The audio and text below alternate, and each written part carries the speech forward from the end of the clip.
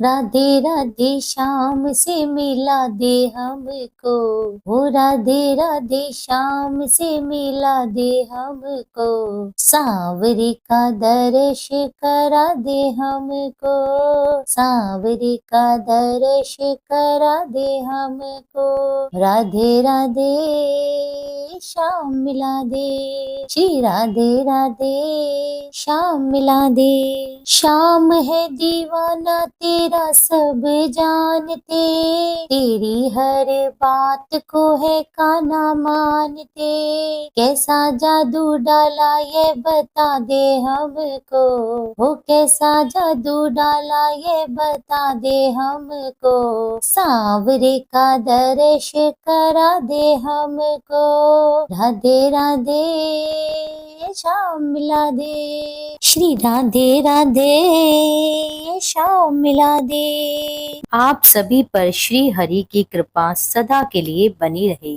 आपका हार्दिक स्वागत है आपके अपने चैनल कृष्ण सखी स्टोरीज पर। आप सभी को कामिका एकादशी व्रत की हार्दिक ढेरों शुभकामनाएं। आज की इस वीडियो में आप सुनेंगे कामिका एकादशी व्रत कथा, एकादशी माता की आरती। आइए कथा प्रारंभ करने से पहले भगवान श्री हरि की स्तुति करें, ध्यान करें। पुराणों में उल्लेख है, जो भी भगवान श्री हरि की स्तुति करता है उस व्यक्ति के सभी कष्ट दूर होते हैं और श्री हरि उससे प्रसन्न होते हैं। हम भगवान श्री विष्णु का ध्यान करते हैं, जो श्वेत वस्त्र धारण किए हुए हैं, जो सर्वव्यापी हैं, जो चंद्रमा की भांति प्रकाशमान और चमकीले हैं, जिनकी 4 भुजाएं हैं, जिनका मुख सदा करुणा से भरा हुआ है, तेजमय है और जो समस्त बाधाओं से रक्षा करते हैं, जिनकी आकृति अतिशय शांत है, जो शेषनाग की शैया पर शयन किए हुए हैं, जिनकी नाभि में कमल है, जो देवताओं के भी ईश्वर और संपूर्ण जगत के आधार हैं,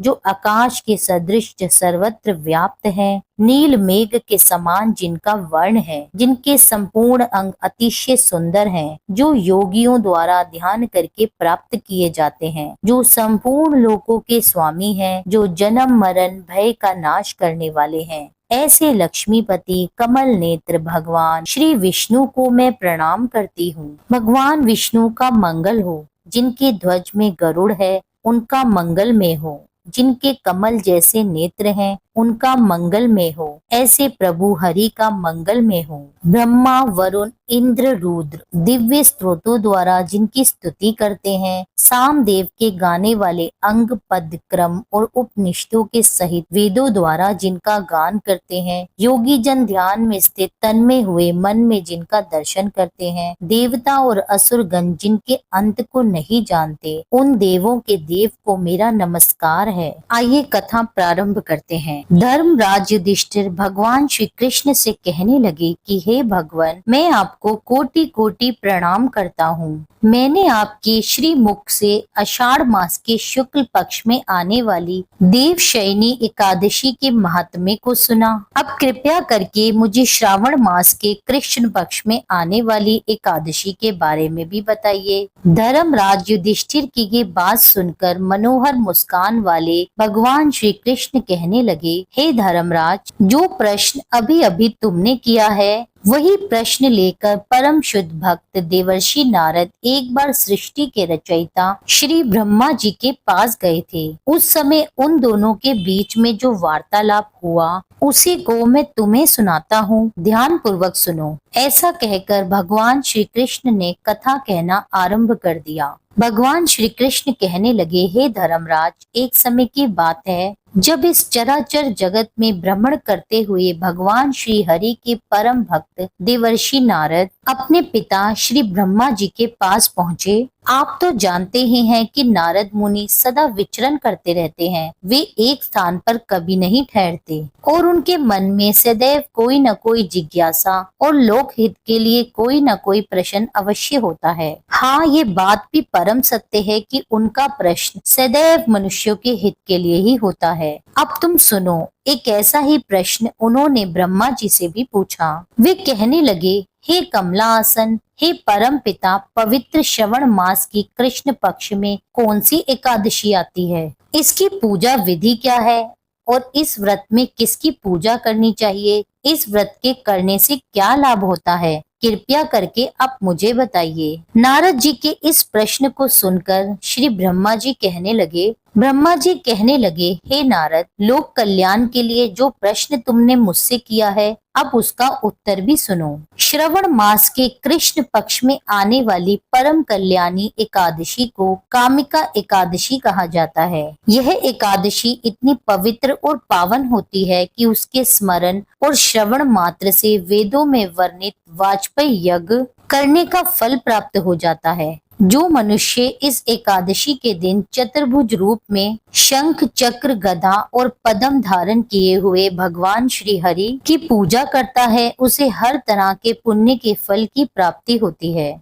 मनुष्य को इस दिन श्री हरि का पूजन करने से जो लाभ प्राप्त होता है, वही लाभ उसे गंगा, नैमिषारण्य और पुष्कर क्षेत्र में भी प्राप्त नहीं हो पाता। जब सिंह राशि बृहस्पति के सहयोग में सोमवार के दिन आने वाली पूर्णिमा के शुभ अवसर पर गोदावरी नदी में स्नान करने से जो पुण्य फल की प्राप्ति होती है, वही पुण्य फल कामिका एकादशी पर भगवान श्री हरि की आराधना करने से मिल जाता है। इतना ही नहीं, हिमालय में केदारनाथ के दर्शन करने से, सूर्य ग्रहण के समय कुरुक्षेत्र में स्नान करके दान करने से, समुद्र और जंगलों सहित संपूर्ण पृथ्वी का दान देने से और गंग की नदी में स्नान करने से जो पुण्य की प्राप्ति होती है, वह सारा पुण्य फल कामिका एकादशी का श्रद्धा और नियम पूर्वक पालन करने से मिल जाता है। जो व्यक्ति इस मंगलमयी एकादशी का पालन करता है, उसकी पूजा स्वयं गंधर्व और नागलोक के वासी करते हैं। ब्रह्मा जी ने इस एकादशी की महिमा का गुणगान करते हुए आगे कहा, देवर्षि, स्वयं भगवान श्री हरि ने मुझे बताया है, जो मनुष्य कामिका एकादशी के व्रत का नियम पूर्वक पालन करता है, उसे सारे आध्यात्मिक ग्रंथों के अध्ययन से भी ज्यादा पुण्य फल प्राप्त होता है। जो मनुष्य संपूर्ण निष्ठा और नियमों के साथ इस एकादशी का पालन करता है और रात्रि के समय भजन कीर्तन करके श्री हरि में ध्यान लगाता है, उसे यमदूतों के दर्शन कभी नहीं करने पड़ते। इस एकादशी का एक विशेष महत्व और भी है। जो मनुष्य कृष्ण प्रिय तुलसी मंजरी के 9 अंकुर भगवान श्री हरि के चरणों में अर्पित करता है, तुलसी दल अर्पित करता है, उसके अगले पिछले सभी जन्मों के सारे पाप और मूल नष्ट हो जाते हैं। इस दिन तुलसी जी के पौधे के एकमात्र दर्शन करने और घी का दीपक जलाने से सभी रोगों और भय से मुक्ति हो जाती है। तुलसी महारानी भगवान श्री हरि को इतनी प्रिय है कि वह बिना तुलसी दल के अपना कोई भी भोग स्वीकार नहीं करते। कामिका एकादशी वाले दिन अपने नित्य कर्मों से निर्वृत्त होकर हाथ में थोड़ा सा जल और पुष्प लेकर व्रत का संकल्प लिया जाता है। फिर भगवान श्री हरि को प्रणाम करके उनके सामने घी का दीपक जलाकर उनकी परिक्रमा की जाती है। साथ में अपनी सभी गलतियों और अपराधों के लिए क्षमा याचना की जाती है। इस दिन सुबह शाम के समय घी, तेल या तिल के तेल का दीपक जो जलाता है, उसके पुण्य की गणना तो स्वयं चित्रगुप्त भी नहीं कर पाते। इस प्रकार भगवान श्री कृष्ण ने धर्मराज युधिष्ठिर को ब्रह्मा जी द्वारा देवर्षि नारद को बताई गई कामिका एकादशी की महिमा का वर्णन किया और अंत में उन्होंने कहा कि ब्रह्म हत्या, भ्रूण हत्या और स्त्री हत्या से जो पाप उत्पन्न होता है, उनका नाश भी कामिका एकादशी व्रत का नियम और श्रद्धा पूर्वक पालन करने से ही हो जाता है। अब सुनिए कामिका एकादशी की व्रत कथा। कामिका एकादशी की व्रत कथा के अनुसार किसी गांव में एक पहलवान रहा करता था। उसी गांव में ब्राह्मण भी रहा करते थे। पहलवान बड़ा ही क्रोधी वृत्ति वाला व्यक्ति था। वे बात बात पर क्रोधित हो जाया करता था और किसी से भी झगड़ा कर लिया करता। एक दिन की बात है, गांव में एक ब्राह्मण से उसकी बहस हो गई। बहस इतनी अधिक बढ़ गई कि उन दोनों के बीच में हाथापाई होने लगी। इसी तरह हाथापाई के बीच पहलवान के हाथों से ब्राह्मण की हत्या हो गई। अपने हाथों से मारे गए उस ब्राह्मण की क्रिया पहलवान ने अपने हाथों से करनी चाहिए, लेकिन पंडितों ने उसे क्रियाक्रम में सम्मिलित होने से मना कर दिया। ब्राह्मणों ने कहा, तुम्हारे ऊपर ब्रह्म हत्या का दोष है, पहले प्रायश्चित करके इस पाप से मुक्त हो जाओ, तभी हम तुम्हारे घर पर भोजन करेंगे। तब वह पहलवान पूछने लगा कि हे महाराज, इस पाप से मुक्त होने के क्या उपाय हैं? तब ब्राह्मणों ने उसे बताया, श्रवण मास के कृष्ण पक्ष की एकादशी तिथि पर पूर्ण भक्ति भाव से भगवान श्री हरि का व्रत और पूजन कर, ब्राह्मणों को भोजन कराकर, दक्षिणा देकर उनसे आशीर्वाद प्राप्त करने के बाद ही तुम्हें इस पाप से मुक्ति मिल पाएगी। तब पंडितों के बताए गए विधि अनुसार व्रत करने वाली रात में भगवान श्री हरि ने उस पहलवान को दर्शन देकर कहा कि मैंने तुम्हारा व्रत स्वीकार कर लिया है, अब तुम्हें इस ब्रह्म हत्या के पाप से मुक्ति मिल गई है। इस व्रत को पूर्ण भक्ति भाव के साथ करने से ब्रह्म हत्या, भ्रूण हत्या आदि सभी पापों का नाश हो जाता है और इस व्रत को करने वाला व्यक्ति इस लोक में सुख भोग कर अंत में विष्णु लोक को प्राप्त हो जाता है। इस कामिका एकादशी के महात्म्य को जो भी भक्त सच्चे मन से पढ़ता अथवा दूसरों को सुनाता है, उस मनुष्य को भी अंत में स्वर्ग लोक की प्राप्ति होती है। यहीं पर कामिका एकादशी व्रत कथा संपूर्ण होती है। प्रेम से बोलिए विष्णु भगवान की जय। अब सुनिए एकादशी माता की आरती। प्रेम से बोलिए 11 माता की जय। ओम जय एकादशी माता, जय एकादशी माता, विष्णु पूजा व्रत को धारण कर शक्ति मुक्ति पाता। ओम जय एकादशी माता, तेरे नाम गिनाऊं देवी, भक्ति प्रदान करनी, गण गौरव की देनी माता, शास्त्रों में वरनी।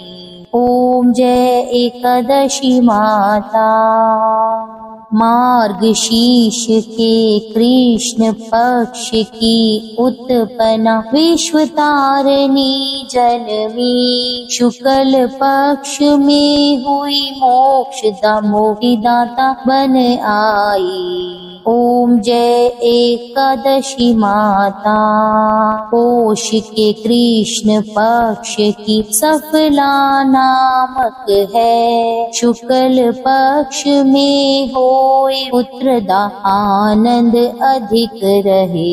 ओम जय एकादशी माता, नाम शटिलता माघ मास में कृष्ण पक्ष आवे, शुक्ल पक्ष में जया कहावे, विजय सदा पावे। ओम जय एकादशी माता, विद्या फागुन कृष्ण पक्ष में शुक्ला आमल की, पाप मोचनी कृष्ण पक्ष में चैत्र महाबली की। ओम जय एकादशी माता, चैत्र शुक्ल में नाम कामदा, धन देने वाली, नाम वरुथिनी कृष्ण पक्ष में वैशाख महावाली। ओम जय एकादशी माता, शुक्ल पक्ष में होए मोहिनी, अपरा ज्येष्ठ कृष्ण पक्षी, नाम निर्जला सब सुख करनी, शुक्ल पक्ष रखी। ओम जय एकादशी माता, योगिनी नाम आषाढ़ में जानो, कृष्ण पक्ष करनी, देव शयनी नाम कहायो, शुक्ल पक्ष धरनी। ओम जय एकादशी माता, कामिका श्रावण मास में आवे, कृष्ण पक्ष कहिए, श्रावण शुक्ला होए पवित्र, आनंद से रहिए। ओम जय एकादशी माता, अजाभाद प्रद कृष्ण पक्ष की परिवर्तनी शुक्ला, इंदिरा आश्विन कृष्ण पक्ष में व्रत से भव सागर निकला। ओम जय जय एकादशी माता, माता। पंपकुशा है शुक्ल पक्ष में आप हरनहारी। रमा मास कार्तिक में आवे सुखदायक भारी। ओम जय जय एकादशी माता। देवोत्थानी शुक्ल पक्ष की दुख नाशक मैया। पावन मास में करु विनती पार करो नैया। ओम जय एकादशी माता। परमा कृष्ण पक्ष में होती जन मंगल करती। शुक्ल मास में होए पद्मिनी दुख दरिद्र हरणी। ओम जय एकादशी माता। जो कोई आरती एकादशी की भक्ति सहित गावे।